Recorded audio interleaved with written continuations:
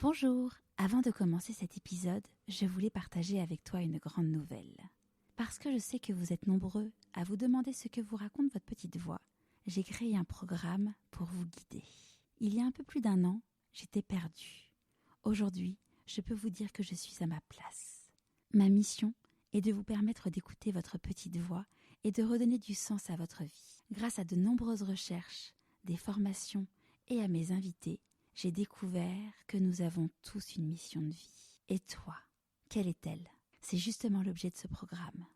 Il démarre le 12 mars. Tu peux profiter d'un tarif exceptionnel de lancement. Rendez-vous sur pourquoipasmoi.co. Je pense qu'il y a des moments où il y a des choses qui se présentent. En fait, c'est la petite voix, ou alors moi je dis souvent, les antennes sont sorties. C'est-à-dire qu'en fait, on a des antennes, tout d'un coup, on veut bien les sortir, et puis bip bip, ça sonne à droite, ça sonne à gauche, je ne sais pas, et puis hop, on prend une direction, voilà. Mais on peut, à certains moments de sa vie, avoir les antennes totalement rentrées. Et là, c'est sûr qu'il ne se passera rien du tout. Mes peurs, c'est pas tant de changer de vie, c'est effectivement ma peur, ça a été de me dire, j'attends la retraite. Donc maintenant, j'ai plus peur. Je suis Charlotte Desrosiers-Natral et je te souhaite la bienvenue dans Pourquoi pas moi en chemin. Ils ont osé écouter leur petite voix et ils ne le regrettent pas. Je t'invite à suivre le changement de vie de personnes exceptionnelles qui sont passées à l'action et sont en pleine sortie de leur zone de confort. Nous suivrons leur avancement, leurs peurs, leurs doutes, leurs réjouissances et le rôle de leur entourage. J'aurai le plaisir de les interviewer tout au long de ce fabuleux chemin grâce à un épisode trimestriel où vous pourrez leur poser toutes vos questions. Si vous voulez en savoir plus, rendez-vous sur pourquoipasmoi.co. En attendant, je vous propose un nouvel épisode de Pourquoi pas moi en chemin. En ce moment, c'est la bouche pour Pourquoi pas moi. Il y a la sortie du programme pour vous permettre d'écouter votre petite voix et savoir où est votre place. Mais aussi, dans 1 mois et demi, la sortie de mon livre qui va s'intituler « Et si je changeais de métier ? Redonner du sens à son travail ». C'est d'ailleurs dans ce contexte que j'ai rencontré mon invité du jour. J'ouvre une petite parenthèse. Si le podcast vous plaît, n'oubliez pas que j'ai besoin de vous pour faire connaître les podcasts. Comment ? En vous abonnant à votre plateforme d'écoute préférée et en mettant 5 étoiles et un commentaire sur Apple Podcast. Un immense merci. Revenons-en à Marion. Marion a 60 ans et a passé sa vie à écouter sa petite voix. Après 3 semaines de fac de droit, elle s'est inscrite dans une école d'art décoratif. Elle a été maquettiste, puis a monté son entreprise. Elle a été ensuite, pendant plus de 20 ans, dans la même maison d'édition, jusqu'à septembre dernier, où, à 2 ans de la retraite, elle a décidé de ne pas attendre et de se lancer en tant que vitrailliste. Je vous souhaite la bienvenue dans l'univers de Marion de Rouvray. Bonjour Marion. Bonjour Charlotte. Est-ce que tu pourrais nous parler de l'objet que tu as choisi pour te présenter, s'il te plaît ? Ah oui, alors, l'objet que j'ai choisi, d'ailleurs, il ne va pas être très loin de moi, là. C'est un galet. C'est un galet parce que, alors j'ai cherché longtemps, hein, l'objet. C'était pas simple, hein. Ça aurait pu être un livre, alors du coup lequel après des morceaux de verre, puisque maintenant je me suis lancée dans le verre, mais bon, en même temps c'est un peu froid. Et en fait, le galet, parce qu'en fait, je m'aperçois que chez moi et partout autour de moi, il y a toujours un galet. Parce que je vais souvent sur des plages de galets et que j'en ramasse. Et comme quand on est petit, on ramasse des coquillages. Moi, maintenant, je ramasse des galets. Et des galets en plus particuliers puisqu'ils ont un trou. Ils sont troués, ces galets-là. Donc, sur les plages de Normandie, sur la côte d'Albâtre, on trouve des galets troués. Et on peut en faire des colliers. Bon, un peu lourd, mais bon. Ouais. Donc, et il y en a toujours. Donc, ça va être un peu comme un porte-bonheur. J'aime bien les avoir autour de moi. Ça me rappelle aussi le bruit de la mer et les galets qui roulent et voilà. Ce son-là me fait du bien. Voilà. Et ce galet que tu as choisi, est-ce que celui-là en particulier, tu te rappelles de son histoire ? Ah non, disons non. Après, il y en a plein. Il y a différentes tailles, mais voilà. Là, c'est le galet inconnu. Photo avec 3 galets. Mais voilà, le galet inconnu justement. Ouais. Est-ce que tu peux nous raconter de là où est-ce que tu es né, là où tu es né, de là où tu viens ? Alors, je suis parisienne, mais alors parisienne. Ouais. De quel quartier ? J'ai vécu dans les beaux quartiers bourgeois du 7e arrondissement. J'étais dans une école religieuse, donc j'ai tout un passé très voilà, comme ça. bourgeois parisien, voilà, dont je n'ai pas honte, mais voilà, c'est comme ça. Maintenant, je n'habite plus à Paris, j'étais en banlieue, j'ai franchi le cap il y a quelque temps, et je suis très contente d'être en banlieue. Et voilà, j'ai grandi voilà, dans ce milieu-là. Et Voilà, t'étais quel type de petite fille? plutôt gâtée. Ouais. Une petite fille plutôt classique, on va dire. Hein. J'ai grandi en jupe plissée et voilà, j'ai commencé à m'émanciper vraiment une fois que j'ai passé mon bac. Ouais.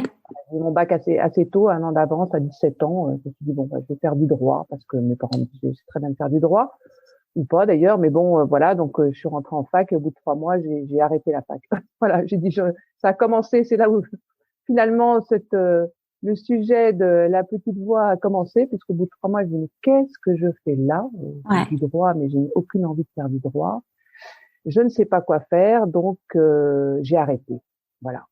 Aux grandes dames de mes parents. Mais Ouais, comment ils ont réagi? Pas bien, en disant t'as le droit de changer de voie, mais continue au moins ton année. Non, pourquoi continuer puisque je ne veux plus faire ça. Ouais. Donc j'ai besoin de temps pour réfléchir. Et c'est vrai que du haut de mes 17 ans et demi, alors que tout était bien cadré, tout d'un coup, j'ai commencé à faire une petite révolution en moi aînée, Ouais. en me disant mais non, voilà, il faut que je me trouve. Et je me suis cherchée pendant quelques mois et je savais que je voulais aller vers une voie artistique, sans savoir laquelle, parce que je n'avais aucune prédisposition a priori. Donc j'ai arpenté les cours de théâtre en me disant je vais être comédienne. Ouais, pour te dire que j'étais dans tous les de grandes révolutions intérieures. Et puis jusqu'à aller sur des bancs d'école d'art, parce que j'avais un copain qui était là, qui m'a dit mais viens voir, c'est super. Et là, quand je me suis assis avec une feuille de papier, un crayon, un carton à dessin, ça a été super, une révélation. Et j'ai dit je veux faire du dessin. Et sachant que tu dessinais pas précédemment? Non, mais pas du tout, pas du tout. Non, quand tu étais une petite fille, tu prenais pas Non, je prenais rien du tout. En fait, c'était, voilà, en fait, c'était après coup, je peux l'analyser comme ça, puisqu'en plus j'ai une carrière effectivement après, au début un peu artistique, mais je n'ai pas du tout, je me sens pas artiste au fond de moi-même. Je me sens effectivement euh, une vision. Enfin, j'aime la notion artistique, mais je ne suis pas artiste. Je ne me considère pas comme une artiste. Je ne me suis jamais considérée comme une artiste. Mais j'aime ce milieu. Voilà, j'aime ça. Donc, et j'aime côtoyer ces gens-là. Donc, en fait, voilà. Et du coup, après, mes études m'ont formée vers des études d'art graphique. Ouais. Et ensuite, j'ai été effectivement plus vers l'édition. Ça s'est trouvé comme ça. Et en suivant un parcours graphique, enfin, au début publicitaire et après plutôt vers l'édition. Tu as été vers l'édition du coup suite à quand tu as fait ces études d'art graphique, à ce moment-là, tu avais une idée de ce que tu avais envie de faire après? Non, j'avais envie voilà, c'était plutôt au début je suis partie plutôt sur la pub parce que dans les années 80, c'était assez voilà, c'était là où il y avait du boulot, on trouvait du boulot facilement dans un studio publicitaire, on faisait des maquettes, bon voilà. Et puis c'est trouvé que un peu par le hasard et voilà, c'est un peu comme ça la vie professionnelle, elle marche un petit peu comme ça par paliers et par rencontre. Je me suis retrouvée effectivement à travailler toujours graphiquement mais dans un milieu d'édition. Ouais. Voilà. Donc, et après j'ai même eu ma propre petite maison, pas d'édition mais de packager d'édition. Mais j'ai un long parcours. Alors si on commence à tout éplucher, j'arrive quand même au Dune, mais bon, j'ai quand même donc 60 ans cette année, j'ai 60 ans cette année, donc voilà, ça fait 40 ans que je travaille. Finalement, oui, presque 40 ans quand même. Donc le parcours est long, donc j'ai eu plein d'opportunités et plein de portes, j'ai eu la chance, plein de portes qui se sont ouvertes, dans lesquelles je me suis engouffrée, qui m'ont permis d'avancer, d'évoluer, je considère que même si j'ai pas eu une vie professionnelle de grand renom, j'ai eu beaucoup de chance en fait, beaucoup de rencontres. Ouais. Et je pense qu'aussi je me suis écoutée, pour reprendre l'idée la plus voix. Je pense que je n'ai eu aucun problème pendant toute cette période professionnelle à faire des changements, rebondir. peut-être le seul moment où j'ai pas osé rebondir, c'est quand je me suis retrouvée effectivement séparée avec 2 enfants un peu à charge, enfin carrément à charge, où là effectivement les choix étaient le choix économique de attention, là on rigole plus, faut que l'argent tombe quand même régulièrement tous les mois et c'est pas le moment d'aller changer de boulot. T'avais quel âge du coup quand ça t'est arrivé? Ma séparation, Ouais. 35 ans, 38 ans. Et donc là, à ce moment-là, quand tu t'es retrouvée avec tes 2 enfants à charge, qui avaient à peu près quel âge? 3 ans et 6 ans. Ouais, donc étaient petits. Ouais. Petit. Donc c'est à charge à la fois financièrement, mais aussi Oui. C'était très prenant. temps. Donc à cette époque-là, j'étais indépendante. D'accord. Qu'est-ce que tu faisais? Eh ben, j'étais maquettiste indépendante, mais mes clients étaient plutôt effectivement plutôt pour l'édition déjà. Ouais. Voilà, donc je faisais des maquettes de bouquins ou des couvertures de livres, enfin vraiment un travail de graphiste. D'accord. Et plutôt, ma clientèle était plutôt des maisons d'édition. Et là, j'étais indépendante et c'était fallait là. Et donc là, j'ai eu l'opportunité d'avoir un boulot fixe. Ouais. C'est à ce moment-là, un peu plus tard, que je suis rentrée donc chez Mango, une maison d'édition qui s'appelle Mango, donc ça fait 20 ans. Et du coup, j'ai pris l'opportunité de prendre un poste fixe.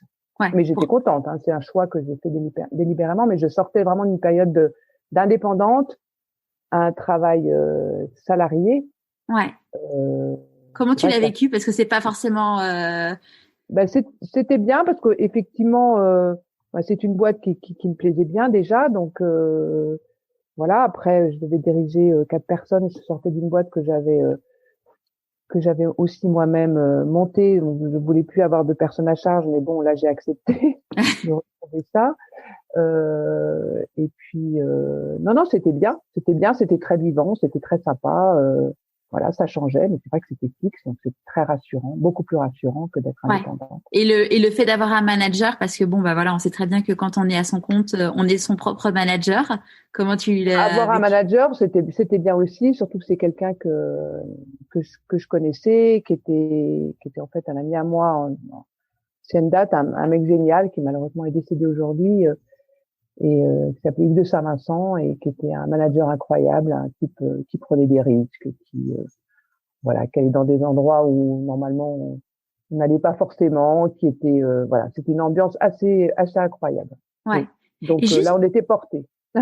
Et donc du coup, parce que quand on va sur ton profil LinkedIn, il n'y a pas grand-chose. Hein, si c'est, je crois que tu es la personne où il y a le moins de choses sur Internet. Je sais pas pourquoi j'en ai un d'ailleurs. Mais donc du coup, dans les grandes étapes, parce qu'en effet, on va pas forcément aller dans chaque job.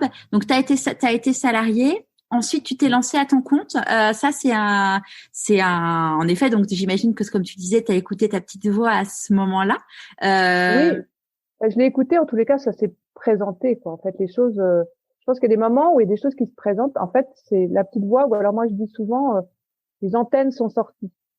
C'est-à-dire qu'en fait, on a des antennes, tout d'un coup, on veut bien les sortir, et puis bip bip, ça sonne à droite, ça sonne à gauche, je ne sais pas, et puis hop, on prend une direction, voilà. Mais on peut, à certains moments de sa vie, avoir les antennes totalement rentrées. Et là, c'est sûr qu'il ne se passera rien du tout. Ouais. Parce qu'on n'est pas non plus, on n'a peut-être pas envie, on est renfermé sur soi-même, je ne sais pas, mais bon. Donc, tout ça pour dire que j'ai eu effectivement l'opportunité d'avoir ma propre entreprise, et avec une associée, on était 2 et on a monté une petite boîte de packaging d'édition. C'est-à-dire qu'en fait, on réalisait pour des maisons d'édition des projets. D'accord. Voilà, soit commandés par eux, soit nous-mêmes on les proposait à des maisons d'édition. On était plutôt sur un créneau de jeunesse. Ok. Voilà. Donc vous veniez avec pour les gens qui n'y connaissent rien à l'édition, vous veniez avec l'idée de dire tiens, on va faire écrire un livre sur cette thématique qui va être dans telle collection. Exactement. Vous proposez des collections. Ouais, D'accord. exactement. C'était le principe. Donc, mon associé était plutôt sur la partie éditoriale. Et Ok. moi, comme tu peux le voir, j'étais sur la partie, vu ma formation, la partie graphique. D'accord. Après, mon parcours professionnel m'a fait évoluer puisque mon dernier boulot, en fait, était responsable éditorial sur la partie jeunesse. Donc, Ouais. j'ai évolué. J'ai toujours gardé le côté artistique, mais bon, voilà. Après, je suis passée plus côté édito, comme on dit dans l'édition. Et quand t'es passé à ton compte, donc avec ton associé, c'était quoi tes peurs à ce moment-là? Est-ce que tu t'en rappelles? Mes peurs, euh, bah, professionnellement, les peurs, c'est toujours de ne pas réussir son objectif, quoi. Que le client soit pas satisfait, que ce soit pas parfait, etc. Moi, j'ai un peu la tendance un peu perfectionniste. Voilà, j'ai un peu du mal à être finalement satisfaite au bout du compte, toujours du résultat fini. Ouais. Ça existe toujours. Donc voilà, donc les peurs étaient ça. Après, on avait quand même une petite société, on avait des salariés. Enfin, à un moment, on avait des salariés, on a D'accord. dû être 10. Et Ok. là, les peurs étaient, voilà, on devait voir tous les mois. Et du coup, on acceptait des boulots qui moi ne me satisfaisaient plus. Ouais. Donc du coup, j'ai lâché l'affaire au bout de 10 ans. D'accord.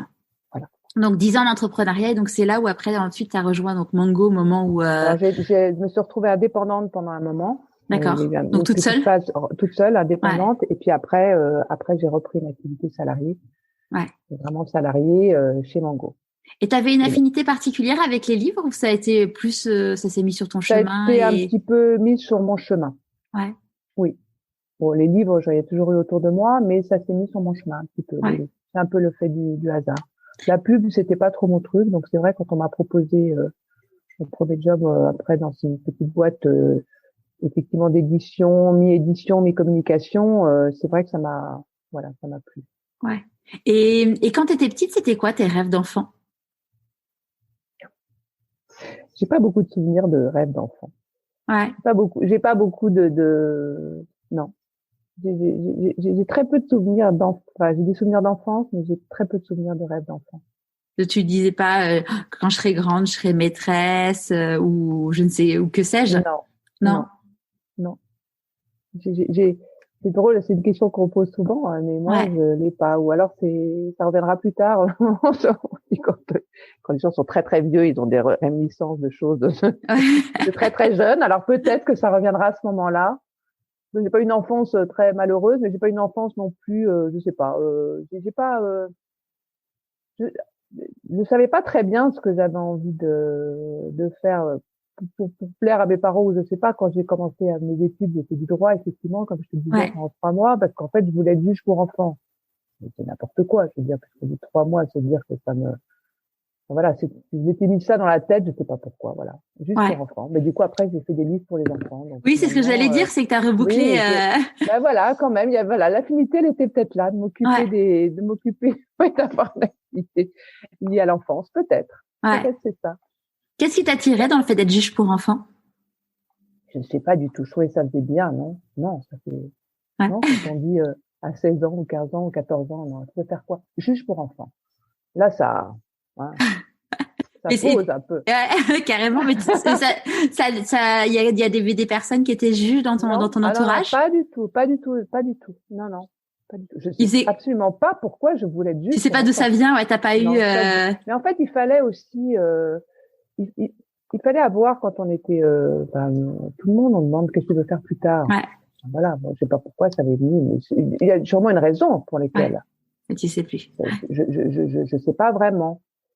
Aussi, pour avoir quelque chose. Ma mère, elle aurait bien aimé que je sois, voilà, j'ai pas besoin forcément d'avoir un boulot très intéressant. Elle m'a dit, tu pourras me faisait faire de taper à la machine. Elle m'a dit, tu peux être secrétaire. Sympa. Moi, j'avais aucune envie d'être secrétaire. Mon frère faisait de l'architecture. Je trouvais ça plutôt mieux de faire de l'architecture. Mais les filles, on faisait, voilà, on était secrétaire. Ouais, On était secrétaire. ouais. c'était quand même un milieu bourgeois, mais bon. Bah, je vois ma maman qui est à peu près, enfin qui est un petit peu plus vieille que toi, mais pas beaucoup plus, qui a grandi pareil. Moi, elle a grandi à Neuilly et en gros, donc famille bourgeoise, enfin avec les moyens de pouvoir offrir des études à ses enfants, à leurs enfants, enfin pour mes grands-parents. Mais en fait, ils ont dit bon bah tes frères ils vont faire des études, mais toi t'as pas vraiment besoin en fait. Et Exactement. c'est ouais. C'était un peu ça aussi. Ouais. Donc du coup, mais on n'empêchait pas non plus, hein. Non, non, non. Mais bon, c'était pas incité. C'était pas Voilà, encouragé. voilà. Ouais. Donc après, quand j'ai décidé de faire du droit, ils ont trouvé ça très bien, parce qu'ils disaient je voulais être juge pour enfants, donc il fallait faire du droit. Ouais. Après, au bout de 3 mois, je m'arrête en disant non, non, non, je m'arrête. Pourquoi tu t'arrêtes? Ça, c'est mon père. Pourquoi tu t'arrêtes? Parce que je m'arrête. Parce que si j'ai pas envie de faire ça, je m'arrête et j'ai besoin de réfléchir à autre chose. Et ça a toujours été, moi, je trouve ça très important. On n'a pas obligé de, aujourd'hui, les jeunes d'aujourd'hui peuvent faire une année. Ma fille a fait une année, après son bac. Ouais. Elle a rien fait. La méthode anglo-saxonne où ils vont, elle est partie d'ailleurs, le plus loin possible en Nouvelle-Zélande. Donc, pour être le plus loin possible et réfléchir à sa vie, je trouve ça très bien. En France, on n'a pas du tout moins cette politique-là. Et en fait, c'est très bien. Et moi, pendant les 6 mois qui me restaient de scolarité libre, mais j'en ai profité, pas pour faire des conneries, quoi. J'allais faire tous les cours de théâtre parce que je voulais aussi faire du théâtre. Je voulais faire du théâtre, je savais pas très bien quoi faire. Donc, j'allais en candidat libre faire tous des cours de dessin, cours de théâtre. Je cherchais ma voie, quoi, et c'est super. Et puis finalement, je l'ai trouvé. Ouais. En fait, c'est bien. Et tes parents, eux, ils faisaient quoi comme métier? Alors, mon père, il travaillait dans une entreprise, un syndicat professionnel. Il travaillait dans un syndicat professionnel. Et ma mère était orthoptiste. Ok. Orthoptiste, elle rééducation des vieux pour l'éducation nationale. Elle travaillait pour la MGEN, Mutuelle d'éducation nationale. D'accord. Voilà. Donc, elle travaillait quand même, ma mère. Oui, bah oui, ouais, c'est clair, ouais. Ouais. Et puis bon, c'est des études de médecine, donc c'est quand même des études. Non, c'est paramédical. C'est un peu plus léger, ouais. Ouais, c'est plus léger. Ouais. Mais non, elle était très contente de travailler, ma mère. Ouais. Donc, on avait le droit quand même de travailler en étant une fille quand même. On n'était pas là bonne à marier et puis après non. Tu te cases et puis après c'est fait quoi. Et donc après t'as intégré Mango, donc t'as évolué donc comme tu disais en tant que directrice de publication. Donc là ton spectre a vraiment évolué parce que de la créa t'es passé sur le management des auteurs entre guillemets si je peux résumer. Comment ça s'est passé ce virage? Ce virage s'est passé au moment en fait Mango était les éditions Mango étaient une maison indépendante. Ouais. Dirigée par un monsieur qui s'appelait Hugues de Saint-Vincent, qui maintenant n'est plus là. J'en parle souvent parce que c'est quelqu'un qui a beaucoup compté et dans l'édition et dans ma vie et personnelle et professionnelle. Donc voilà. Donc je le cite. Et une fois que Mango a été vendu, beaucoup de gens sont partis et moi je suis restée. Et à cette époque, j'étais effectivement séparée. Là, je pouvais pas m'amuser trop à partir. Donc j'ai accepté de faire partie du rachat. J'ai partie les murs, allez hop, elle part avec. Donc voilà. Et beaucoup de gens étaient partis. Donc c'est vrai qu'à l'époque, donc j'étais directrice artistique chez Mango. Mango faisait beaucoup de publications adultes, enfants, avait aussi d'autres maisons satellites indépendantes de littérature générale. Donc il y avait beaucoup de choses à gérer au niveau de la direction artistique. Et donc je gérais ça. Et ensuite, quand ça s'est vendu, moi je me suis mise sur la partie jeunesse. Et à ce moment-là, j'avais un peu la double casquette puisque je faisais partie de la direction artistique, mais aussi de l'édito parce qu'il y avait plus personne à l'édito. Donc il y a un moment, il fallait bien gérer un peu tout. Donc petit à petit, voilà, j'avais un peu les deux casquettes et après j'ai revêtu que la casquette, j'ai fait que la partie éditoriale pour la partie jeunesse. Et ça t'a plu? Depuis 10 ans. Ah bah oui, bien sûr. Ouais. Après. Ma formation, effectivement, n'est pas forcément littéraire. Donc, sur la partie Mango jeunesse, on faisait un peu de littérature ado, mais pas beaucoup. C'était surtout vraiment la petite enfance. Ouais. C'est surtout des guides. très liés à l'image. Non, des Non, albums, d'accord, albums ok, pour enfants, des livres pratiques, ok, loisirs créatifs, pratiques, ok, toujours très liés à, à, à l'art en fait. C'est du pratique, mais pas trop théorique. ok. Toujours laisser l'enfant libre aussi au maximum de ses découvertes. Et Voilà. toi, à cette époque-là, enfin à l'époque où toi tu n'étais du coup que sur la partie enfin direction artistique, c'est quelque chose qui te faisait de l'œil où tu te disais pourquoi pas moi ou pas nécessairement Pourquoi pas moi, de faire de faire cette partie édito, enfin de basculer vers l'édito. Non, moi j'étais très bien, mais c'était très lié en même temps sur la partie jeunesse. Dans l'édition jeunesse, en fait, les deux sont souvent très liés, quoi. D'accord. Éditorial Ouais. et artistique, puisque souvent, ben voilà, c'est des livres avec de l'image, où l'image et texte sont vraiment à 50-50.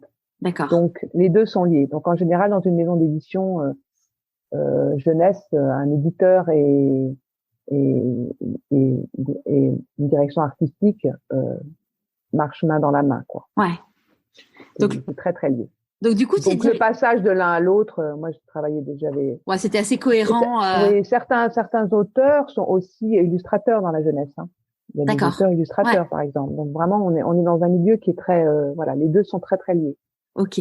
Donc ça n'a pas posé trop de problèmes, sauf que c'est plus sympa d'être vraiment que sur la partie artistique que d'être sur la partie éditoriale. Parce que sur la partie éditoriale, on doit gérer des auteurs, on doit gérer des contrats, mais quelle galère, les contrats d'auteurs. Ah, c'est compliqué, ouais, ouais, Ouais, c'est pas ouais, drôle, quoi. Voilà, moi, toute ouais. la partie juridique, pourtant, j'étais partie pour une formation Ouais. juridique, mais franchement, c'était pas mon truc, ça s'est révélé encore plus tardivement. Ouais. Ah, la partie contrat, mais c'est compliqué. Mais c'est intéressant, hein, mais voilà, c'est pas le plus drôle. Ouais. Euh, et puis, c'était un peu, oui, frustrant parce que j'aimais bien toujours mais je travaillais main dans la main chez Mango, je travaillais main dans la main avec mon acolyte de toujours euh, que j'ai suivi on a travaillé ensemble pendant presque 20 ans parce qu'elle est Ouais. rentrée pratiquement en même temps que moi chez Mango, donc voilà, donc je travaillais main dans la main avec mon acolyte graphiste et directrice artistique après D'accord. chez Mango, donc voilà, Et c'est une petite famille. ouais, oui, une maison d'édition très ouais à taille humaine, Oui, bienveillante. oui, Ouais. tout à fait. Ouais. Oui.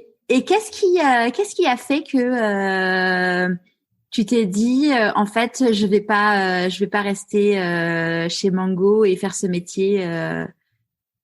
Le tournant un peu, ouais. Euh, c'est-à-dire qu'au bout d'un moment, ça faisait 20 ans, hein, 20 ans j'ai fêté 20 ans, voire 21 ans chez Mango. L'avantage, c'est que j'ai eu l'occasion d'évoluer dans cette petite maison puisque, voilà, il s'est passé des choses. En plus, il y a eu un rachat. Après, il y a Ouais, eu des changements en direction éditoriale, et hop, on changeait. Donc ça, c'était pas forcément le plus drôle. Ça m'a peut-être aussi un peu usé. Et puis, il y a un moment où, voilà, j'avais plus, c'est un métier, passionnant parce qu'on n'arrête pas d'abord de rencontrer des gens. C'est un métier de rencontre. Pour moi, c'est un métier de rencontre. Donc, illustrateur, auteur.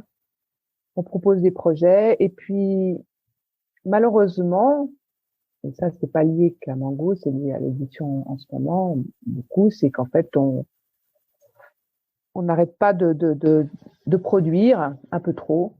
Hein, des livres qui malheureusement au bout d'un moment, s'ils n'ont pas eu l'écho suffisant dans les librairies, et ben on les abandonne. Donc 20 ans d'édition, enfin 20 ans dans la même boîte, ouais, sûrement avec heureusement il y a eu beaucoup de changements qui m'ont permis effectivement d'évoluer, de pas avoir l'impression de faire la même chose. ouais, Mais voilà, mon édition en ce moment va bien, hein, surtout l'édition jeunesse va bien, mais bon, ouais, on est toujours obligé voilà, de sortir des livres un peu trop à mon goût, et puis voilà, faut se renouveler tout le temps, tout le temps. ouais, C'est un métier passionnant. Moi, je l'ai fait avec passion, c'est-à-dire qu'aussi, voilà, avec l'envie, l'excitation, et au bout d'un moment, si cette excitation tombe un peu, voilà, pour entraîner des gens dans cette aventure, il faut être vraiment à 100%. Ouais. Et je l'étais plus, sans doute usée, voilà. Donc du coup, moi, je peux pas faire les choses à moitié, donc ça m'a fait un peu paniquer et je me suis dit mais qu'est-ce que je vais faire? Et puis j'ai 60 ans et effectivement la retraite c'est pour bientôt, mais tout le monde C'est me disait censé bah être quand attends, pour toi? 62 ans. D'accord. Et nous, on me disait, bah, attends, t'es bientôt à la retraite. Et quand j'ai entendu ça, je me disais moi-même, vivement la retraite. Je me suis dit, alors là, non, là, ça va pas, ça ne te ressemble pas. Vivement la retraite. C'est comme si on disait, vivement la tombe. Hein, un peu pareil. Ouais. Et du coup, là, j'ai eu un petit moment de panique et je me suis dit, non, c'est pas possible. Donc, il faut que je trouve quelque chose. Il faut que j'arrête, il faut que je rebondisse, voilà, il faut que je fasse autre chose en tant qu'active. Ouais. Voilà.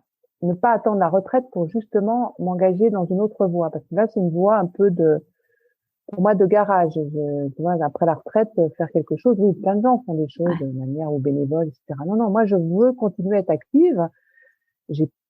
Bon, je prendrai sans doute ma retraite à 62 ans, dans 2 ans, mais en attendant, si ça se trouve, je la prendrai pas. Si mon activité peut me permettre là, une nouvelle activité de vivre sans prendre ma retraite, je ne prendrai pas ma retraite tout de suite. Ouais. Donc voilà, donc c'était un peu panique à bord, donc j'ai cherché. Alors voilà, j'ai cherché, je me suis dit qu'est-ce que je vais faire. Alors j'ai commencé à me lancer un peu dans la poterie. En fait, c'est drôle, en te racontant ça, je me rends compte que je fais la même chose que j'ai fait à 17 ans, Ouais. à 18 ans. Donc j'arrête, et Ouais. qu'est-ce que je vais faire? Alors hop, je vais faire du théâtre, non, je vais faire du...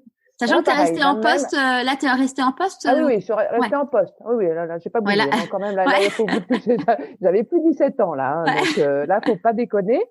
Donc, non, non, je cherchais. Donc, effectivement, j'ai fait des stages de... Ça fait un peu, effectivement, ado retardé, mais bon, c'est comme ça. Donc, je fais de la poterie. Et... Non, ça va pas. Et puis, le vitrail était une activité, effectivement, qui m'a beaucoup, ça m'a toujours attirée. Voilà. Ouais. Je connaissais une vieille dame qui faisait ça, je l'admirais beaucoup. Mais c'est pas pour autant que j'allais faire tous les week-ends, aller voir toutes les cathédrales et visiter tous les vitraux, hein, pas du tout. Et du coup, j'ai fait effectivement pareil une petite journée d'initiation vitrail. Et là, ping ping, la petite lumière s'est éclairée. Vraiment, ça a fait Les tilt dans ma antennes tête. ont... Les antennes sont ressorties. Et là, je me suis dit, mais attends, c'est génial. Et en plus, effectivement, en, en l'analysant, ça me correspond assez bien, puisqu'il y a un côté très graphique dans le Ouais. vitrail aussi. Hein, le jeu du plomb et tout ça crée un univers graphique, la couleur, enfin voilà. J'étais dans mon élément et je me suis dit, ben voilà, je veux faire ça. Et ben, pour faire ça, ben, qu'est-ce qu'on fait? On casse sa tirelire et son compte de formation, là. Ouais. Et on commence à y aller, à aller faire un stage. Et c'est ce que j'ai fait pendant un an et demi. Parce que du coup, comment ça s'est passé par rapport à Mango? Bah, je Tu... faisais ça, je prenais des jours de vacances, je faisais D'accord. ça le samedi, voilà. Mais je commençais à dire que j'ai commencé à émettre le désir de partir. Oui. Ok.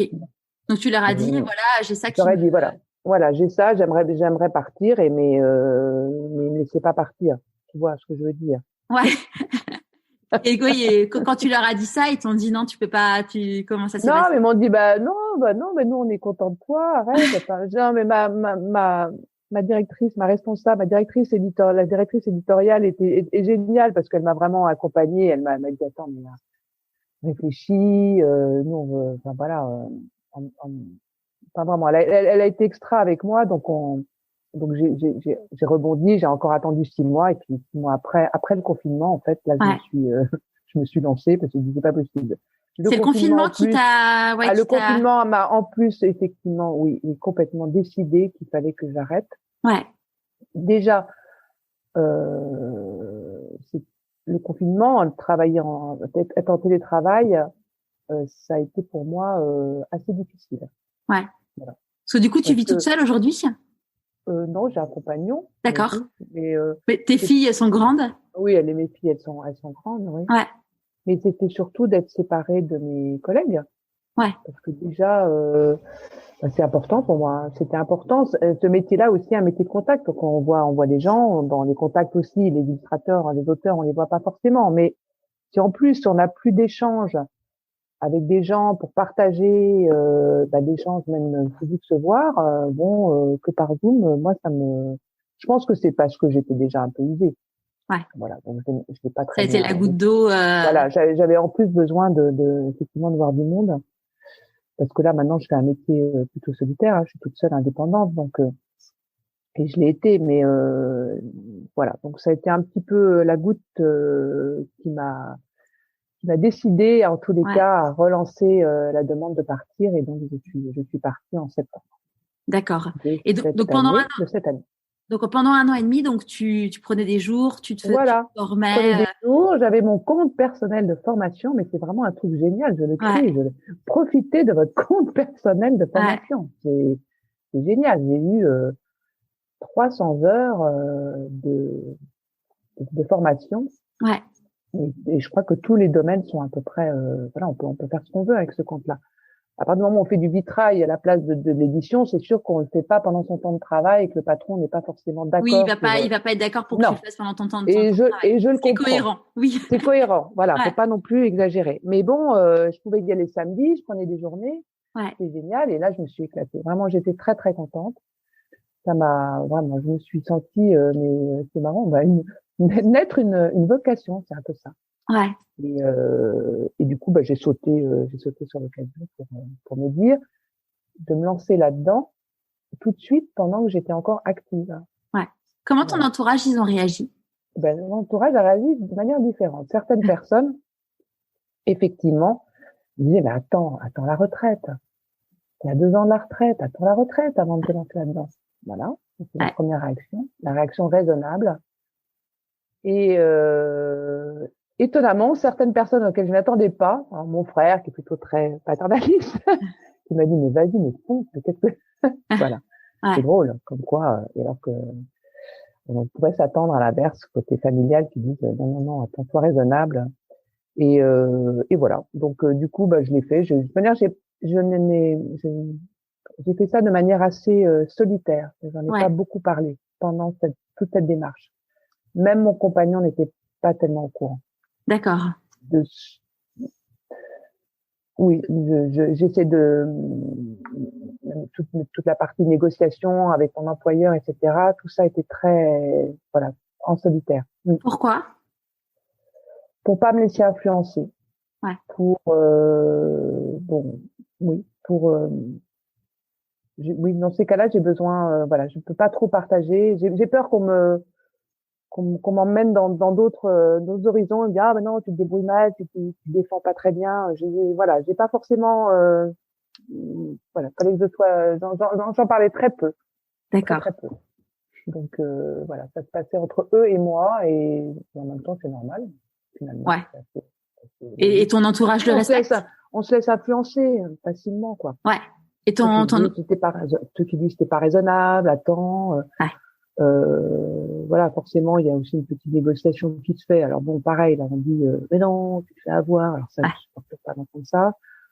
Voilà, moi, j'étais très bien avec mon employeur. Je m'entendais super bien avec eux. C'était mon affaire à moi. C'est moi qui souhaitais partir. Eux ne sont pas du tout en cause. Du tout. Au contraire. Ils m'ont vraiment aidé et épaulé pour que je reste. Donc voilà, c'était à moi de me débrouiller avec ça. Ouais. Normal. Donc quand tu t'es lancée, t'avais pas encore de carnet de commandes ou une idée précise de ce que tu voulais faire? Non. À part du vitrail, évidemment. Oui. À part du vitrail, donc déjà, il fallait déjà que je découvre un peu ce métier, qui est un métier complexe. Hein. C'est un vrai métier. Hein. C'est pas du loisir créatif. Hein. Ouais. C'est beaucoup plus complet que ça, quoi. Il y a de la création, effectivement. Il y a une technique. Il y a plusieurs techniques d'ailleurs, parce que le vitrail peut être au plomb, il peut être la méthode Tiffany qui est avec du cuivre, donc il y a déjà des méthodes différentes. Il y a un matériau, le verre, c'est quand même un matériau assez impressionnant. Ouais. Après il y a le montage. Après il faut pouvoir faire, si on fait des grandes œuvres, c'est pas des œuvres, hein, des grandes réalisations, il faut pouvoir aller les poser. Donc ça c'est encore une partie que je maîtrise pas du tout. J'ai pas eu l'occasion de me former là-dessus. D'accord. Donc voilà. Donc pour le moment, j'ai qu'une petite formation qui m'a permis maintenant de me lancer moi-même toute seule. Donc je fais des petites choses de mon côté. Je suis un peu encore discrète. Moi, je me lance sur les réseaux sociaux. Oui, tu as un compte Instagram. On mettra le lien dans le blog et je le relayerai sur Insta. Merci. Je me lance. Mais là, tu sais, je me force quand je fais quand je poste, j'ai l'impression tout d'un coup de faire, tu sais, comme si les trucs partaient, tu sais, vers l'inconnu. C'est très étonnant. Faut se mettre en avant et j'ai perdu l'habitude. Je me suis jamais tellement mise en avant, mais le métier que je faisais dans l'édition ne me mettait pas en avant. Je mettais en avant les autres. Ouais, t'étais c'est les personnes de l'ombre qui sont dans la maison d'édition. Exactement. Et on travaille avec eux, on les porte, on les amène jusqu'à ce qu'un livre sorte. Nous, on n'existe pas vraiment. Ouais. Et là, là, je suis obligée à tout petit peu de me mettre en avant. Et c'est pas mon fort. Mais c'est pas mal. J'avoue que pour ça, Instagram, je fais pas beaucoup dessus, mais c'est pas mal. Parce que c'est visuel. Et donc, ce que je fais est visuel. Donc, c'est facile. Tant que je mets des visuels, moi, je suis contente. Voilà. Ouais. Donc, pas trop de blabla, mais plutôt du visuel. Voilà. Et les vitraux, bon, comme tu disais, bon, spontanément, quand on pense à vitrail, on pense aux cathédrales, mais c'est pas, là, aujourd'hui, ce que tu fais, c'est quoi? C'est des choses décoratives, c'est... Pour le moment, c'est pas mal de petites choses décoratives, effectivement. Ouais. Des petits formats. Et je me lance, là, je vais me lancer bientôt dans des formats un petit peu plus grands, mais pour de l'intérieur. D'accord. Pas de vitraux d'extérieur ni de cathédrale. Ok, pas encore. Je sais pas de comment, mais je pense que je ferai pas. Non. Parce que derrière tout ça, le vitrail, il y a ça, et puis après, il faut aller aussi sur place, les poser. J'ai le vertige. Et la pose. Alors heureusement, j'ai la chance, c'est que j'ai un compagnon qui lui est très physique et voilà. Donc lui, il m'aide pour poser parce que là, on a posé un vitrail ce week-end chez une amie qui m'avait commandé. Et donc heureusement qu'il est là pour m'aider parce que moi, je suis pas très très bonne sur cette partie-là. D'accord. Donc là-dessus, on se complète. Ok. Et il m'aide. Donc ça, c'est bien. Donc, mais en fait, je ne sais pas encore très bien aujourd'hui tout ce que je vais en faire. Je me cherche. Donc c'est génial. Je me suis donné 1 an. D'accord. J'ai arrêté Mango en septembre. Ouais. Jusqu'à septembre prochain, j'ai 1 an pour me former. Okay. Donc je me suis formée avec ma formation, j'ai fini. Ouais. Je vais sans doute en prendre une autre. Et pour le moment, j'attends de voir exactement ce qui me manque, ce que je voudrais effectivement approfondir, affiner. Ok. J'ai plein de choses à apprendre. De toute manière, malheureusement, il prend tard, donc il va falloir. Il est jamais trop tard. Non, il est jamais trop tard. Non, mais ça c'est vrai. Mais ça, c'est vrai, et je revendique ça. Alors là, à 60 ans, on n'est pas fini, hein. Bien au contraire. On a justement du temps. C'est génial. C'est une période géniale. C'est, à 60 ans, mes filles, elles sont grandes, elles sont autonomes. Bon, ça se débrouille bon an, mal an, mais voilà. J'ai pas encore de petits-enfants. J'espère que j'en aurai. Mais donc, pour le moment, j'ai même pas cette charge-là. Donc, en fait, c'est quoi? J'ai moi pour m'occuper. J'ai tout mon temps, quoi. C'est génial. C'est vraiment une période, en fait, franchement, la soixantaine, c'est super. Si on est en forme, franchement, c'est bien. Et quand dans ce changement de vie, ça a été quoi tes grandes questions, tes grandes peurs? Mes peurs, c'est pas tant de changer de vie, c'est effectivement ma peur, ça a été de me dire, j'attends la retraite. On t'en ai parlé tout à l'heure. Et là, c'était le premier pied dans la tombe. C'est un peu fort quand même en raccourci, mais c'est pas loin. La retraite, pour moi, il y a un truc, c'est pas, pourtant, ça doit être chouette, les gens apprécient la retraite, mais la retraite sans rien faire, enfin, ça va pas. Donc, ma peur, ça a été ça. Et voilà. Donc maintenant, j'ai plus peur, puisque je sais que tant que je peux faire cette activité, et j'aimerais vraiment que ça soit une activité, voilà, que je puisse réaliser des choses, voilà, en vivre aussi. Si je pourrais aussi améliorer ma retraite avec ça, c'est le but, hein. Voilà, je veux en vivre. Je veux pas juste faire des petites œuvres comme ça pour mettre dans ma salle de bain ou sur ma cheminée. C'est pas le but du tout. Je veux vraiment avoir des commandes et tout ça. Donc là, en ce moment, j'ai des commandes. Super, bravo. Commandes, donc voilà, que je vais honorer, je vais essayer d'honorer. Donc et voilà, je vais même faire un stage de dalles de verre. C'est quoi les dalles de verre? Fin mars. Donc en fait, les dalles de verre, donc c'est des petits pavés de verre. Ok. Donc il y a Ouais. pas mal de vitraux qui sont aussi faits avec des gros pavés. Et en Ouais. fait, ces pavés, on les taille comme de la pierre. D'accord. Donc ils sont taillés Ouais. et ensuite ils sont assemblés de façon mosaïque Ok. et avec du béton, c'est le béton ou de la résine qui fait les joints. D'accord.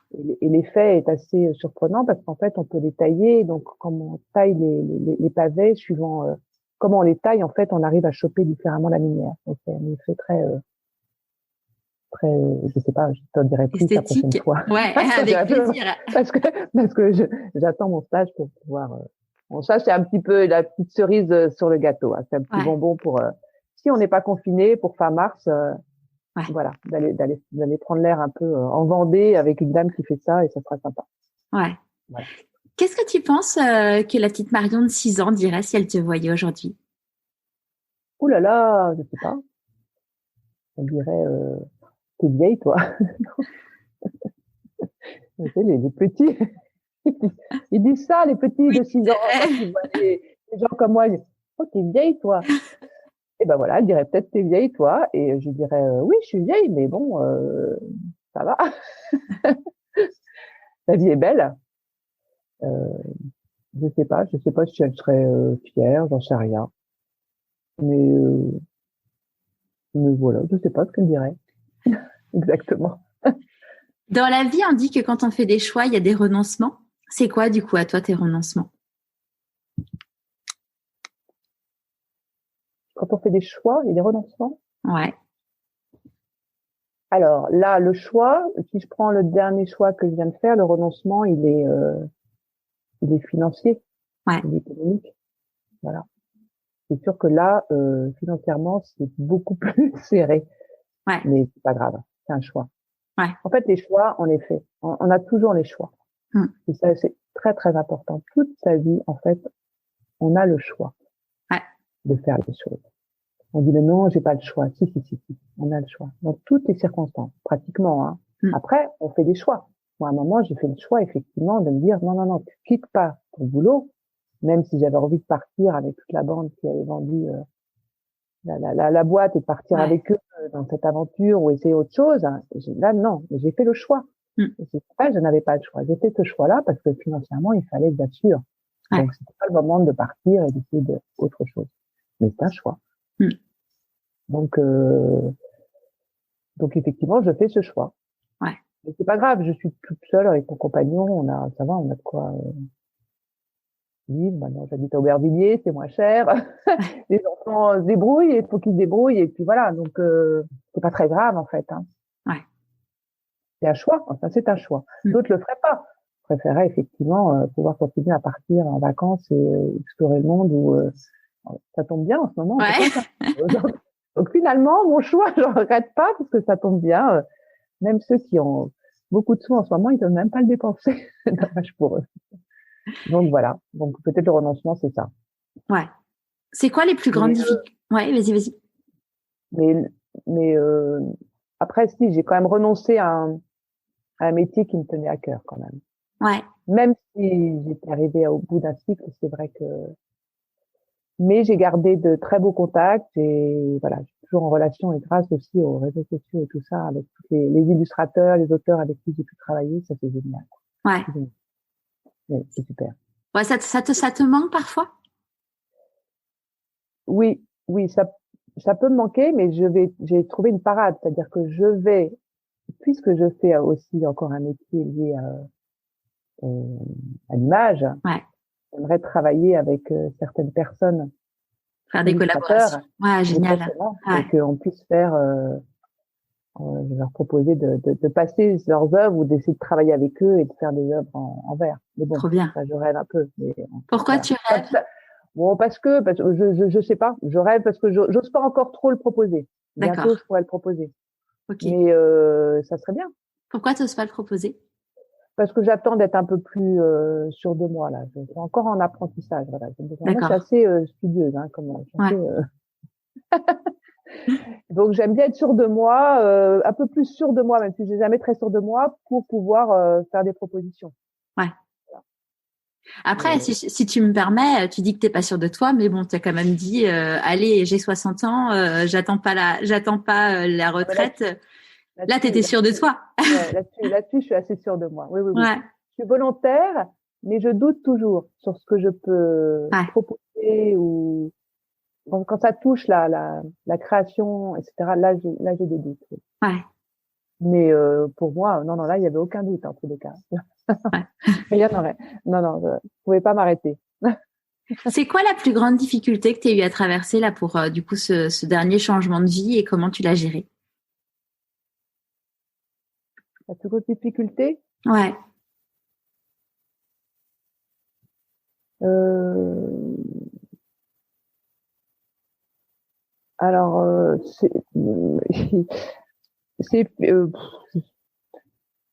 je sais pas, c'est la plus grosse difficulté. Il y a pas eu beaucoup de difficultés. La plus grosse difficulté, c'est effectivement euh, la décision finale de partir, ouais. partir, quitter effectivement un bureau, des collègues, voilà, une ambiance comme ça. C'est un changement. Là, c'est un vrai changement. Ça faisait 20 ans quand même. Ouais, Même si ouais. les collègues ont changé, ça faisait 20 ans que je faisais Mm. ce métier. Donc c'est vrai que du jour au lendemain, ne plus avoir ce contact-là, ça a été un peu avide. Ouais, Voilà. Mais ça a été vite. Alors, il se trouve que, vu la situation actuelle, ouais. je pense que voilà, le vide était de toute manière était déjà là, quoi. Il y avait Mm. vraiment une Ouais, distance sociale là vraiment importante et qui moi me pesait. ouais. Voilà. Donc finalement, ça a peut-être un peu aidé. Ça m'a Oui, aidé en tous les cas. Je pense que la situation sanitaire m'a aidé à franchir le pas. Oui. ouais. Oui. De quoi tu es la plus fière aujourd'hui? Waouh, c'est des questions difficiles, les réponses. Ah non, je suis fière. Je suis fière de quoi? Je suis fière de mes enfants. Je suis fière. Euh, je suis fière, mais je suis assez fière de moi aussi, finalement. Je suis assez fière de mon parcours. Ouais. J'ai eu la chance. J'ai eu plein de chance, plein de rencontres, et j'en suis, en tous les cas, heureuse. Je sais pas si j'en suis fière, mais j'en suis heureuse. Voilà. Ouais, Je peux regarder tout ça avec beaucoup de bonheur. Pas ouais. du tout d'amertume, beaucoup de bonheur. Même s'il y a eu des changements, même s'il y a eu des choses, beaucoup de bonheur. Donc C'est ce quoi? bonheur-là, j'en suis fière. Bah ouais, tu peux, ouais. Oui, Ouais. oui, oui, Ça se j'en suis provoque fière. le Même s'il y a eu bonheur. des moments difficiles, hein. Il y a eu des moments super durs, hein. C'était quoi ces moments de La super pétage dur? de bas avec le travail. C'est le travail qui est dur. Enfin, il y a eu des moments durs dans ma vie personnelle. Mon divorce, ça a été très dur. Ça, c'est sûr.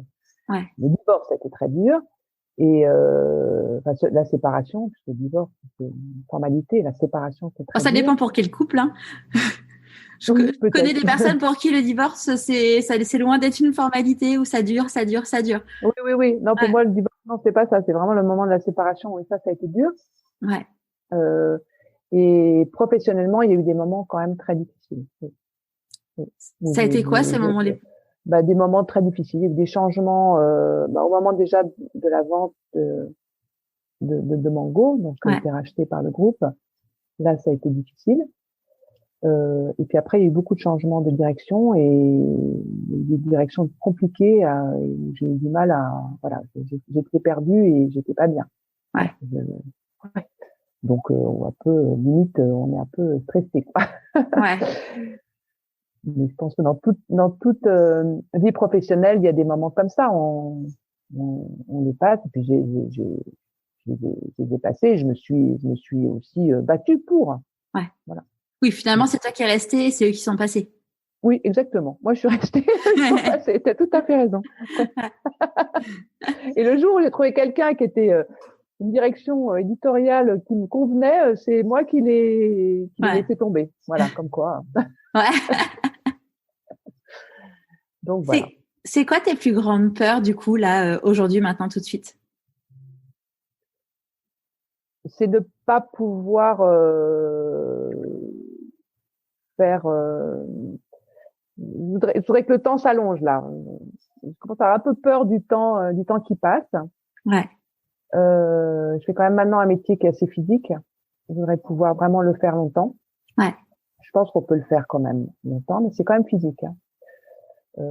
Voilà. Donc, On imagine pas que c'est un métier physique. Ah si.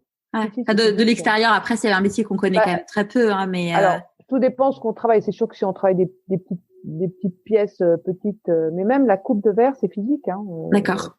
Moi, je travaille debout toute la journée. Ouais. Je suis debout tout le temps. Et ça, j'adore être debout. J'ai plus de douleur. Ouais. Les douleurs de l'ordinateur. Dans le haut des épaules. Le haut des épaules, le bras coincé, etc. Alors, le bras, il fait mal parce que la coupe de verre, ça fait quand même marcher le bras et l'épaule. Mais alors, les douleurs de dos, c'est terminé. Ouais. Ah, c'est fou. Ouais. Là-dessus, je suis vraiment physiquement, je suis plus en forme aujourd'hui qu'il y a 1 an. Ouais. Après, il y a peut-être aussi le côté psychosomatique, enfin oui, tout à fait. C'est sûr que, mais la position debout me va très bien. Je peux rester debout toute la journée à mon atelier en train de, ça me va. Donc voilà, ma peur, c'est effectivement de me dire que physiquement, je pourrais, m'en trouver à pouvoir faire ce que je fais, quoi. Ouais. Voilà, donc j'aimerais pouvoir continuer à faire ça longtemps. Ouais. On te le souhaite. Oui. Ouais. Mais en même temps, je peux le faire. La dame dont je faisais référence tout à l'heure, les dames, elle faisait ça à 80, 90 ans. Elle travaillait encore des petites pièces en vitrail. D'accord. Et d'ailleurs, ses enfants m'ont donné tous ces petits bouts de verre et tout. Je suis trop contente. Ça m'a permis de démarrer. C'est trop mignon. Ouais. Une espèce de passation comme ça. Il restait pas grand chose, mais ce qu'ils m'ont donné, ça m'a été très utile et j'étais très touchée. Ouais. Oui. Et là, aujourd'hui, tu dis que tu as un atelier. Il est où ton atelier? Alors, donc, moi, j'habite à Aubervilliers. Aubervilliers City. Ça change de Paris 7e. Ça change de Paris 7e. Bon, après Paris 7e, j'étais Paris 14e. Enfin, j'ai vécu 20 ans, 30 ans en 14e. C'est pas mal aussi. D'accord. Ouais. Je suis passée carrément nord et banlieue nord. Ouais. Donc, ça fait beaucoup. Alors, il se trouve que alors, je dis mon compagnon, je pourrais dire mon mari, parce qu'on devait se marier au mois de mai l'année dernière. D'accord. Tout a été annulé. Ouais. Alors, nous ne sommes pas encore mariés, mais bon, on va dire mon mari. Ton fiancé? Mon fiancé. Alors, voilà, très bien, trop chic. Mon fiancé, lui, est artisan, designer, et il a un atelier à Aubervilliers. D'accord. Du coup, à 300 mètres dans l'appartement que j'habite maintenant depuis 3 ans. Et donc, du coup, il m'a accueilli une petite place dans son antre. Bon, ça n'a pas été facile, hein. Ouais. Parce que quand, c'était dur pour lui, parce que bon, lui, il travaille. Un atelier, c'est vraiment un endroit aussi, je me rends compte, où on a son espace, c'est là où on crée, on fait, et on est dans sa bulle. Intime, c'est très intime. Et là, je suis venue un petit peu dans son intimité. Ouais. Donc, je me suis montrée très discrète. J'essaye de l'être, de me retirer aussi dans les moments où je sens que, où il faut que je sois plus au calme pour avancer. Ouais. Mais là, j'ai une petite place, donc une belle table, un bel atelier. Je peux mettre mes morceaux de verre et je travaille là. Donc, c'est cool. Ouais, donc, super. même pendant le confinement, on pouvait travailler, pouvait y aller. Donc, c'est sympa. Voilà. Ouais. Pour le moment, je suis là. Mais ça va pas durer trop longtemps parce qu'après, on a le projet de partir en Normandie. Ah, trop bien. Voilà. Retrouver les galets. Ouais, super. Voilà. Et là, on attend un petit peu. Et là, pour le mariage, du coup, vous avez recalé une date? Non. Non. Non, mais il va falloir. Ouais.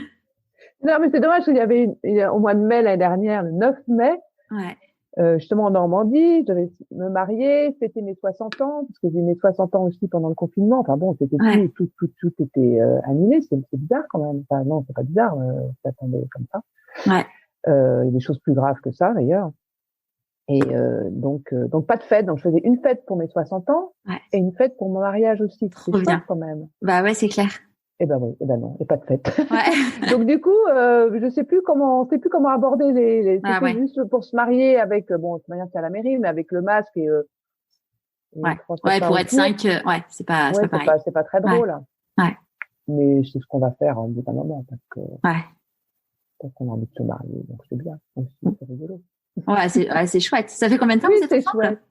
Ça va faire alors c'est lui qui est très bon sur les dates, moi je suis nulle en dates, donc on va dire 12 ans. D'accord. quand même.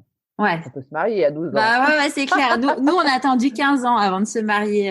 Ah bah tu vois, Ouais. oui, Et, vous aviez les enfants et tout. et on avait les enfants Ouais. et je pense que presque la moitié des jours depuis un an, on s'est dit mais mon Dieu, mais heureusement qu'on s'est marié. Nous, on s'est mariés donc en 2019 et on se dit mais heureusement, enfin. Mais oui. Ouais, heureusement parce que sinon voilà, on aurait dû l'annuler, décaler et puis je sais pas quand. Pareil quoi. Oui, Ouais. je pense qu'on n'est pas prêt de faire la fête. Hein. Non, pas encore tout de suite ça.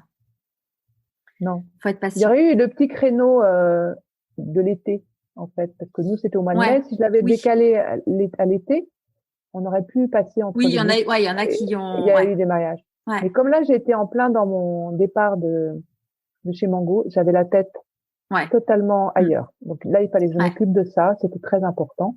Donc voilà, c'est difficile de mener plusieurs voilà. J'aime bien faire les choses. Voilà. Donc il fallait déjà que je fasse ça. Et puis après. Voilà. Ouais, ça sera l'occasion encore de. Voilà. Oui. Si tu croises quelqu'un qui voit qu'aujourd'hui t'es bien, t'es heureux, c'est dans ton atelier et qui te dit mais en fait tu n'en es là que grâce à de la chance, qu'est-ce que tu as envie de lui répondre? Chance. Ouais. Oui, effectivement, il y a une part de chance, il y a une part de. Ah non, c'est pas que de la chance, c'est parce que j'en avais envie, parce que j'ai suscité. Ouais. Non, oui, j'ai de la chance, ça c'est sûr que j'ai de la chance, mais la chance, tout le monde a de la chance. Tout le monde peut effectivement avoir de la chance. Non, vas-y, je lui dirais vas-y. Ouais. Mais j'ai une amie justement en ce moment que je pousse à faire ce dont elle a vraiment envie de faire, quoi. Ouais. Faut qu'elle écoute pourquoi pas. Quand elle me voit, oui, je l'ai mis. Si elle va m'entendre après, elle va dire, ah, pourquoi t'as parlé de moi? Je ne citerai pas son nom. Oui, du coup, elle a écouté parce que, oui, elle a écouté. J'ai envoyé des liens et je la coach. Je la coach. Non, je sais pas si je la coach. Mais en tous les cas, voilà, je pense que bon, elle est un petit peu plus jeune que moi, mais pas tellement plus jeune, mais voilà. Et la vie, en tous les cas, ne s'arrête pas à 50 ans, 60 ans non plus, quoi. Au contraire, elle redémarre même. Une nouvelle vie, Ouais, nouveau chapitre. Un nouveau chapitre, ouais. Avant le dernier chapitre. Oh. Ou pas, sauf si on croit qu'après il se passe des. Ouais, mais bon, enfin voilà, il y a quand même. Donc c'est important en tous les cas. Si on en a la possibilité, qu'on a des envies, faut surtout faire ce dont on a envie. De toute manière, à chaque moment de sa vie, ça c'est sûr. Ouais. Même quand il y a des moments difficiles, même au moment de séparation, des choses comme ça, souvent on pense pas assez à soi. Alors là, je sais que avec du recul, si j'avais à revivre ça, heureusement, je ne le revivrai pas une deuxième fois. Mais je pense que je ferais plus attention à moi. Ouais. Voilà. Je pense que souvent quand on est dans cette période-là de séparation, les enfants, on pense beaucoup aux enfants, on pense beaucoup à plein de choses, mais pas assez à soi. Et du coup, c'est pas bon. C'est pas bon parce que finalement, les enfants, on serait mieux si on était mieux. De toute façon, on dit souvent que c'est des éponges, donc. Oui. Donc il faudrait d'abord penser à soi, mais c'est très très difficile. Puis on n'est pas habitué. Puis nous, les femmes, on est très voilà. Première chose, on pense effectivement pas souvent à soi en premier abord. Donc voilà. Donc là, en revanche, je pense qu'à mon âge, à 60 ans, on a le droit de penser à soi. Et c'est ce que j'ai fait. Là, franchement, je me suis mis moi-même égoïstement en avant, quoi. J'ai pensé qu'à moi. En quittant une société, en faisant ce que je fais, je ne pense qu'à moi. Voilà. Parce que c'était comment tu le vis? Rien. Bien. Ah non, mais c'est vrai, je me fais plaisir, quoi. C'est super. Oui, je me fais vraiment plaisir. Oui. Est-ce qu'il y a un conseil que tu aurais aimé recevoir et que du coup tu aimerais donner aujourd'hui? Ben justement, penser à soi, c'est se faire plaisir. Ouais. Oui. Je pense que on ne fait pas, on fait pas assez. Ouais. Beaucoup de femmes ne font pas assez. Pense aux autres. Mais il faut pouvoir faire aux autres, tu vois ça, mais penser à soi dans le bon sens du terme, hein. Voilà. Ouais, oui, parce qu'en fait, souvent on Oui, parle de l'égoïsme, mais en fait l'égoïsme peut être positif. En fait, tout à fait. on en parle. C'est pas, oui, c'est pas égoïste de penser à soi forcément. Ouais, C'est d'être bien, d'être bien soi-même. Ma grand-mère disait, qu'est-ce que disait ma grand-mère? Elle disait, attends, sois belle et tu seras bien. Donc, je sais plus quelle était, non, je sais plus, non, c'est plus ça. Je sais plus ce qu'elle disait, ça va me revenir peut-être tout à l'heure. Mais c'était vrai, quoi. Il y a à côté, on doit être, on doit être bien, quoi. Donc, être bien, c'est pas être égoïste. ouais, Donc, il faut tout faire pour être en harmonie déjà avec soi-même, quoi. Il faut savoir s'écouter. Voilà, savoir s'écouter, c'est quand même quelque chose de difficile hein, pour une femme. Hein. ouais, Je mets la femme dans ce côté-là, les hommes aussi sans doute. Je sais pas, je suis pas dans leur peau, mais pour les femmes, ce qu'on entend autour de nous, ouais. voilà. Et peut-être la nouvelle génération, j'espère, mes filles, j'espère qu'elles s'écoutent plus. Et encore, je trouve pas quoi. Hein. Peut-être faire encore la génération d'après. Ouais. Je parle pas de nos mères, ma mère, ou, non, mais non, non, faut penser, voilà, faut penser à soi. Ouais. Qu'est-ce qu'on peut souhaiter pour la suite? Et ben de pouvoir continuer dans mon activité de vitrail, donc de vitrailliste. Ouais. Pour le moment, je ne mets pas encore cette casquette, mais bientôt je pourrai mettre sur ma carte de visite vitrailliste. Je ne sais pas quand. Et longtemps et pouvoir faire des choses qui plaisent aux gens. Ouais. Voilà, j'ai vraiment envie de faire des choses pour les gens. Oui, oui, tout à fait. Et quand tu dis que tu peux pas, égayer leur intérieur. quand tu dis que tu peux pas mettre ça sur ta carte de visite, pourquoi tu pourrais pas le faire maintenant? Ben je sais pas parce que je me dis qu'il faut encore apprendre. Bon, je n'aurai pas de formation officielle parce que je ne vais pas passer de CAP. Ouais. À un moment, je me suis dit il faut que je passe un CAP, puis je me suis dit finalement ça sert peut-être pas à grand chose. Je ne vais pas aller voyez les restaurations de patrimoine quoi. Je vais laisser ça à une génération. Donc j'ai pas trop besoin d'avoir vraiment un diplôme. Bon, comme je te l'ai dit au départ, j'attends un an, tu vois, un an de formation. Alors ma formation, elle est aussi là en ce moment, je me forme. Je me dis que je me forme seule, mais je me forme. Donc au bout d'un an, peut-être, je mettrai vitrailliste sur ma carte ou sur mon compte Instagram. Est-ce qu'il y a pas un petit syndrome de l'imposteur qui se cache derrière ça? Oui, peut-être. Sans doute. C'est ce qu'on dit. On dit qu'il y a que les imposteurs qui n'ont pas le syndrome de l'imposteur. Oui, mais oui, sûrement. Oui, c'est vrai. Donc, je le ferai. Ouais. Hâte de le voir. Voilà. Est-ce que, avant qu'on se quitte, tu as envie de dire merci à quelqu'un et pourquoi?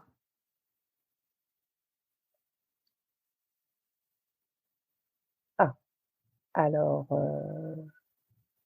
je dirais merci. Alors, les gens disent merci, merci à ma mère, merci à mon père. Non, même si je les adore et je les adore. Alors, je dirais merci à la personne dont j'ai évoqué le nom tout à l'heure, Hugues de Saint-Vincent, qui était le créateur de la maison en mango. Parce que c'est quelqu'un qui m'a qui m'a formé, que j'ai suivi professionnellement. Voilà, ça a été vraiment quelqu'un de très important pour moi, qui a compté. Voilà, lui. Et puis je remercie et maintenant je remercie mon fiancé. Voilà, je remercie mon fiancé. Ouais. C'est bien. Non Bah ouais, c'est déjà t'as remarqué, ouais. des hommes. Hein, des femmes, non, je les remercie pas. Voilà. Moi, je voudrais juste remercier Iris de nous avoir mis en relation et puis de m'avoir permis de te rencontrer et découvrir ton magnifique histoire et ta magnifique personnalité. Et donc, du coup, on se retrouve dans 3 mois pour savoir est-ce que tu auras pu faire ta formation avec les carreaux de verre et puis de voir comment tes commandes auront avancé également. Super.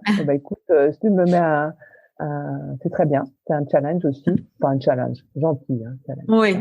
Non, pas trop dur. Mais c'est bien. C'est vrai que c'est bien de te retrouver dans 3 mois. Ouais. Avec grand plaisir. En tous les cas, je te remercie aussi de m'avoir écouté. Avec plaisir.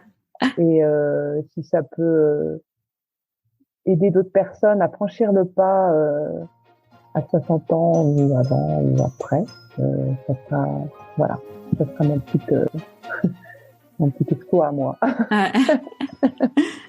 Merci beaucoup Marion. Au revoir. À bientôt, dans 3 mois alors. Oui. À bientôt Charlotte. Au revoir.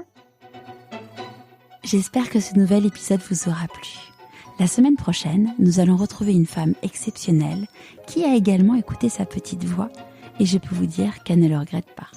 Allez, à jeudi prochain.